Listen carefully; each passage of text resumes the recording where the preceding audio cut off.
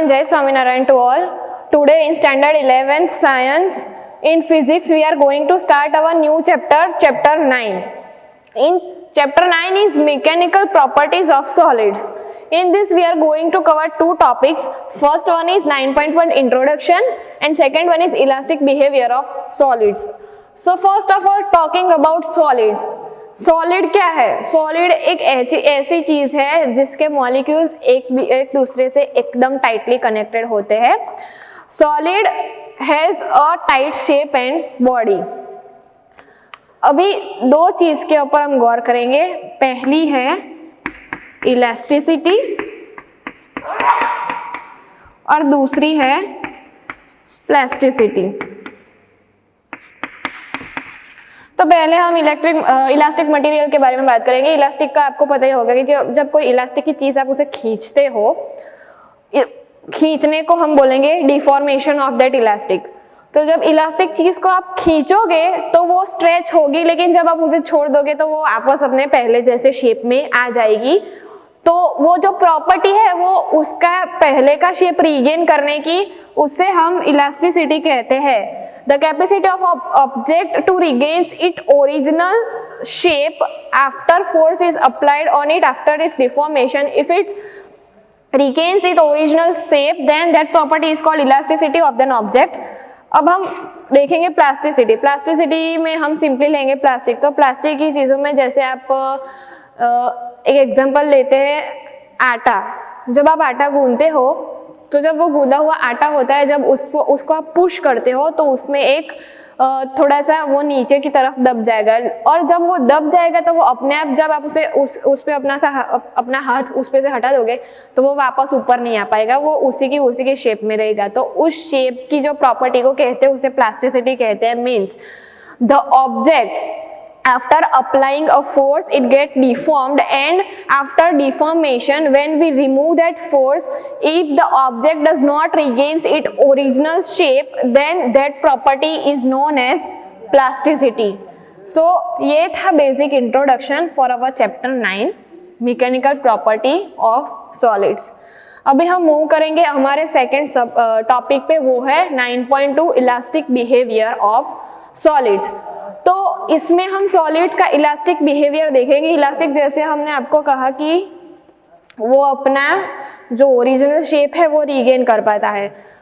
तो सॉलिड में पहली बेसिक चीज क्या होती है कि उसके मॉलिक्यूल्स उसके दो जो मॉलिक्यूल्स सॉलिड, सपोज हमने एक पत्थर लिया. अभी पत्थर पूरा सॉलिड फॉर्म है, उसके अंदर जो उसके मॉलिक्यूल्स होंगे वो एक दूसरे से एकदम टाइट बाउंडेड होंगे, और जब वो एक दूसरे से टाइट बाउंडेड होगी, जितनी कम स्पेस होगी उतना ही फोर्स उस चीज को अलग करने में लगेगा.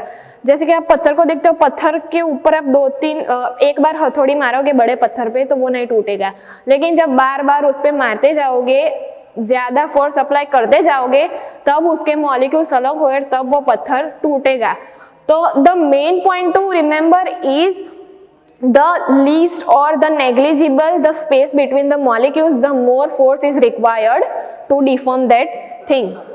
अभी हुक्स लॉ के बेसिस पे हुक्स लॉ ने उसने क्या कहा था कि उसने मॉलिक्यूल्स को एक पीरियोडिक फॉर्मेट में दिखाया था. पीरियोडिक फॉर्मेट का मतलब कि दो मॉलिक्यूल्स के बीच में सेम अमाउंट ऑफ स्पेस रखी थी. Let me draw the figure. These are our molecules.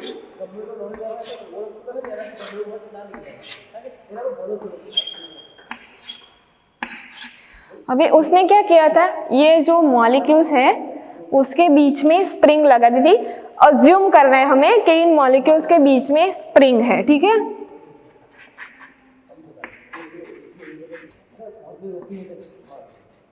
अब इन सारी मॉलिक्यूल्स में बीच में हमने ऐसे स्प्रिंग लगा दी, आपको अज्यूम करना है. भी इसके केस में क्या होगा, अगर आप इस पर्टिकुलर मॉलिक्यूल को इस तरफ खींचोगे तो ये जो बाकी के मॉलिक्यूल्स जो स्प्रिंग के थ्रू उससे कनेक्टेड है वो उसे अपनी साइड खींचने की कोशिश करेंगे.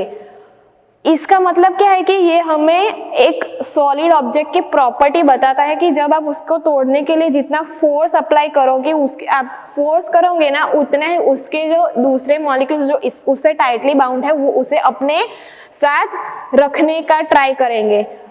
अगर इस पर्टिकुलर मॉलिक्यूल को आप तोड़ने का या इन मॉलिक्यूल से अलग करने का ट्राई करोगे तो इस आजू बाजू में स्प्रिंग लगी है ना, तो जैसे आप इसको खींचोगे तो ये तीन जो मॉलिक्यूल्स है वो उसे वापस अपनी साइड खींचने का ट्राई करेंगे, वो उसे अलग नहीं होने देगी। लेकिन अब आप मैक्सिमम अमाउंट का एकदम ज्यादा फोर्स इस पे लगाओगे ना, तो ये जो मॉलिक्यूल है ये इन तीनों मॉलिक्यूल से अलग हो जाएगा और हमारा जो सॉलिड है वो डिफॉर्म हो जाएगा, टूट जाएगा। तो बेसिकली इसके ऊपर से हमें क्या समझाना चाहते हैं कि सॉलिड मॉलिक्यूल्स पे जितना ज़्यादा फोर्स लगाओगे उसके बीच में जो ये यहाँ पे तो हमने स्प्रिंग रखी है, लेकिन मेन स्ट्रक्चर में क्या सॉलिड एक दूसरे से टाइटली कनेक्टेड होते हैं और जितना उनके बीच में कम डिस्टेंस होगा उतना ही हमें ज़्यादा फोर्स लगेगा उस चीज़ को तोड़ने या अलग करने के लिए। तो that the property of these molecules that are tightly connected to each other and don't let another molecule to get away from them is elastic behavior of these solid materials। एक एग्जांपल देती हूँ कि एक building हमें खड़ी करनी है, उसमें हम लेते हैं, उसमें हम जो चीज़ वो बिल्डिंग बनाने के लिए जो मटेरियल लेते हैं, वो जो मटेरियल है उसकी इलास्टिसिटी जितनी ज़्यादा होगी उतना ही वो उस बिल्डिंग का प्रेशर झेल पाएगी। मतलब सपोज कि ये एक ऐसा हमने मटेरियल लिया है तो इसकी इलास्टिसिटी इतनी ज़्यादा होनी चाहिए कि वो पूरी की पूरी बिल्डिंग को झेल सकती है। अगर इसकी इलास्टिसिटी कम हुई तो बिल्डिंग के गिरने के चांसेस ज़्यादा है। सो इससे वो हमें क्या कहना चाहते हैं कि जितनी मटेरियल की इलास्टिसिटी ज़्यादा उसकी उतनी कुछ चीज़ को झेलने की कैपेसिटी भी ज़्यादा होगी। दूसरा एग्जांपल ये है कि जो ब्रिजेस होते हैं उसमें मेटल में हम स्टील को लेते हैं, स्टील की जो झेलने की कैपेसिटी होती है उसकी इलास्टिसिटी होती है वो सबसे ज़्यादा होती है और ब्रिज के ऊपर से हज़ारों से भी ज़्यादा व्हीकल्स गुजरते हैं डिफरेंट वेट्स के, ट्रक्स होते हैं, कार्स होती है, साइकिल, बाइक, जो भी कह लो। स्टील की इलास्टिसिटी इतनी ज़्यादा होती है कि वो ये सब चीज़ झेल सकता है, इसीलिए जितनी मटेरियल की इलास्टिसिटी ज़्यादा उतनी उसकी फोर्स झेलने की कैपेसिटी ज़्यादा। So basically elastic behaviour of solids में ये सिंपल कॉन्सेप्ट्स है। तो ये दो थे हमारे चैप्टर 9 के पहले दो टॉपिक्स, इंट्रोडक्शन और इलास्टिक बिहेवियर। जो अगले टॉपिक्स है वो हम नेक्स्ट वीडियो में कवर करेंगे। Thank you.